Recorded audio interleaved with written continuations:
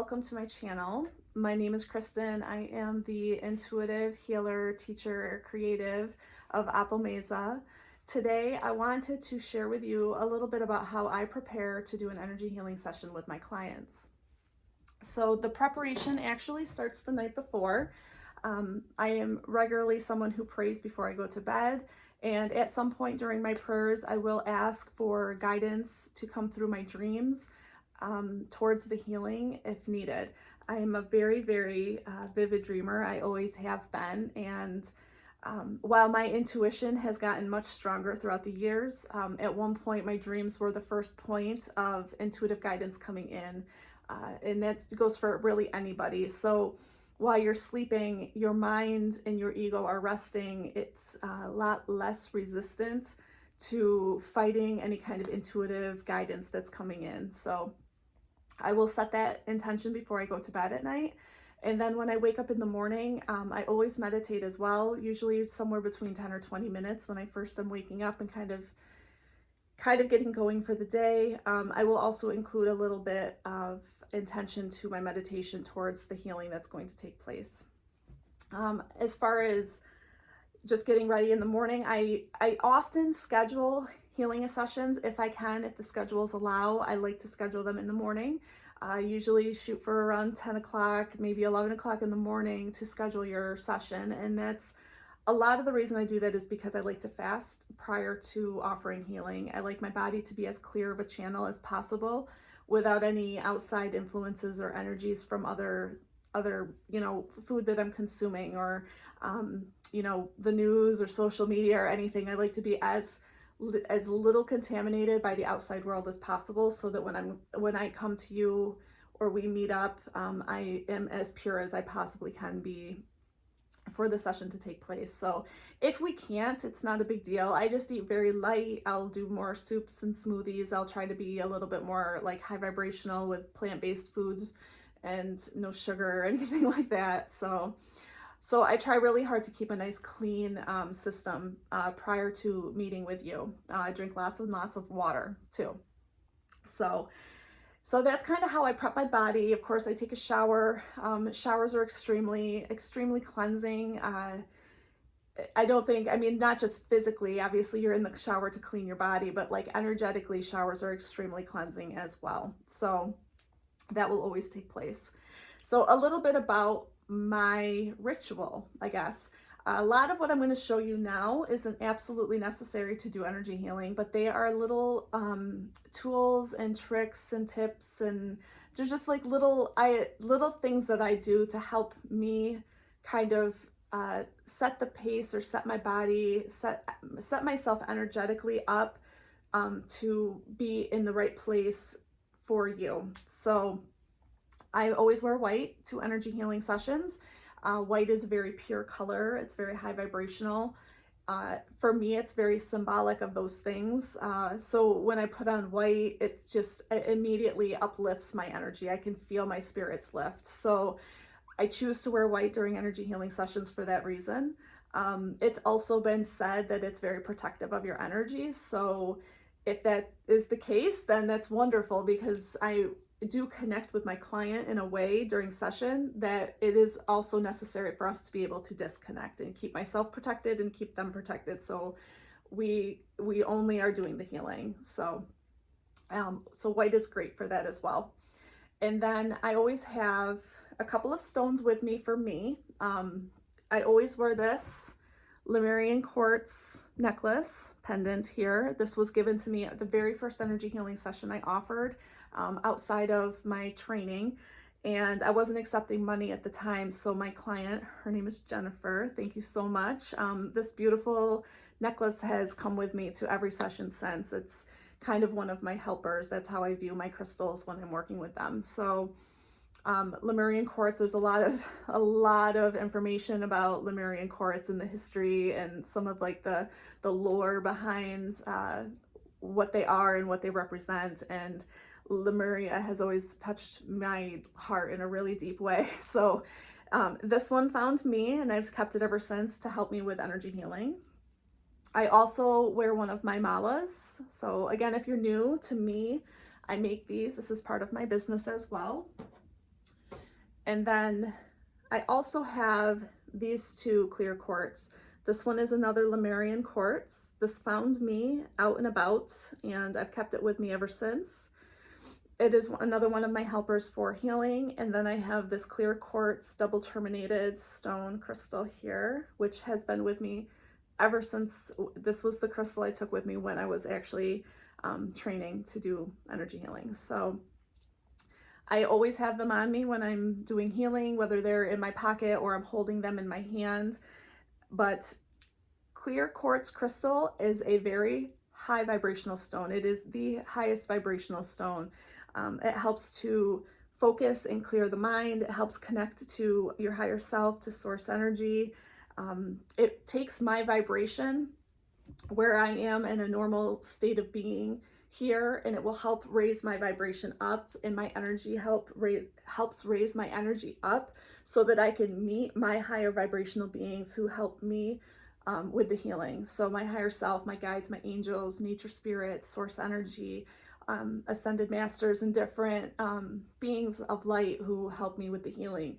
Having clear quartz with me allows me to raise my vibration and my energy so that I can meet them and we can work together to help heal the client. So these are always with me when I do healing. Even if I'm doing them from home, I will wear the white. I will have my crystals. And I usually always wear my mala as well. So it's just representational of, for me, of my meditative state when I'm in balance and I'm centered into my heart space. So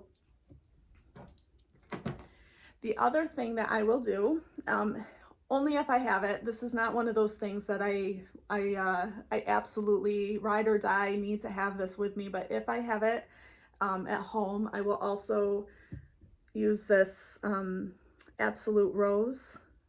So if you can get your hands on essential oil rose, Absolute Rose, again, just like the clear quartz crystal, one of the highest vibrational essential oils out there. So I will take this and I will put a little on my crown, a little on my third eye, a little in my heart space, rub my hands together and just inhale the aroma of the rose. And it just helps me like get into the right mindset and my energy. And when I'm doing all of these little things that I'm showing you, it just really pulls my energy in from being distracted by everything else from my life, my work and my kids and whatever's going on in my personal life. All these little things I'm showing you helps bring me in and pulls me into a place where I am completely in the mode to do energy healing and I am 100% focused on my client.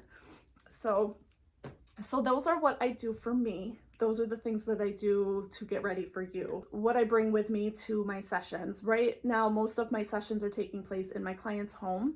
So I have this little travel box of tools that normally if I had the space to do a dedicated space to do energy healings, I would have an altar space and these would all be on the altar space. But right now I'm doing a lot of traveling to my clients' homes, or I'm doing them remotely over Zoom or over the phone in some way. And this is what I use for my client. So when I arrive, I have this smudging kit together.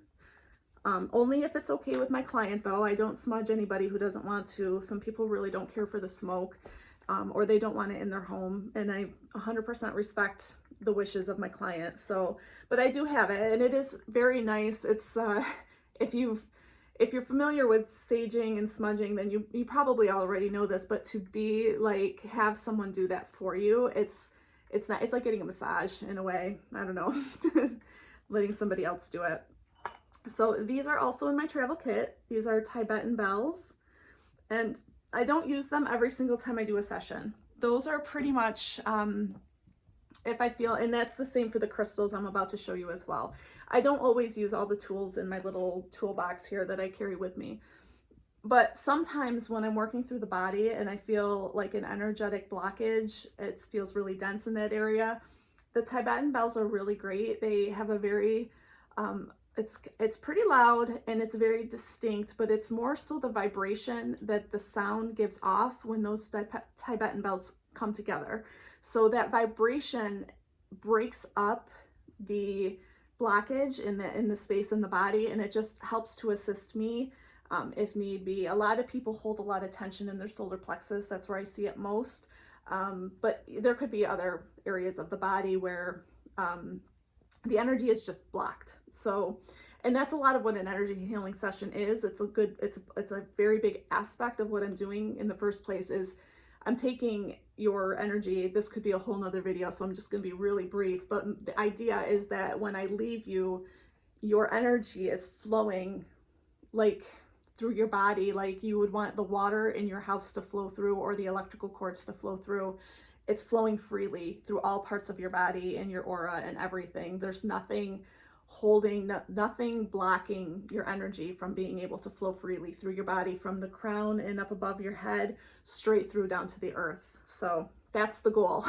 that's the end result. If I've done well, then that's what's happening when we part ways. So the only other thing that's in my box here is a variety of crystals, all different shapes and sizes and colors. These are crystals that I specifically use on my clients. They get cleansed every time after I've used them. But they are all my little helpers, so they all come with me. And if I feel the need to use one of my little helpers while I'm in session, there's different colors for the different energy centers within the body. I have them with me. So sometimes I use them, sometimes I don't. There's grounding stones in there as well. Sometimes when the client is just kind of coming out of the session and they're sitting up, it just helps to like hold on to those grounding stones. It helps bring their energy down a little bit after it's been kind of floating, I guess. So energy healing sessions are very relaxing. I don't touch the body, so my hands hover over the body and we do a lot of breathing and I just move it, or I move the energy around. There's a lot of prayer. I'll do a whole nother video on that another day, but for today, I just wanted to touch base on the things that I do to prepare myself to meet with you. So, and the things that get me and my energy in a good place to open up space to do your healing. So the only other thing I will add is that after session is done, I will drink water. Oh my goodness, I will drink so much water the rest of the day. So it's not that I'm necessarily dehydrated, but the energy moves through me in such a way that I need the water to cleanse my system. It grounds me, kind of gets me back into my own body. So I think that's about it. But if you have any questions about energy healing sessions, what exactly they are, I know I'm going to put more videos out there, but feel free to comment below, reach out to me privately. You can find the information about my energy healing sessions on my actual website, www.apomeza.com. You can find that link in the description box below. And the prices and everything are right on my website. So I hope you enjoyed this video and I hope you have a great rest of your day. Thanks.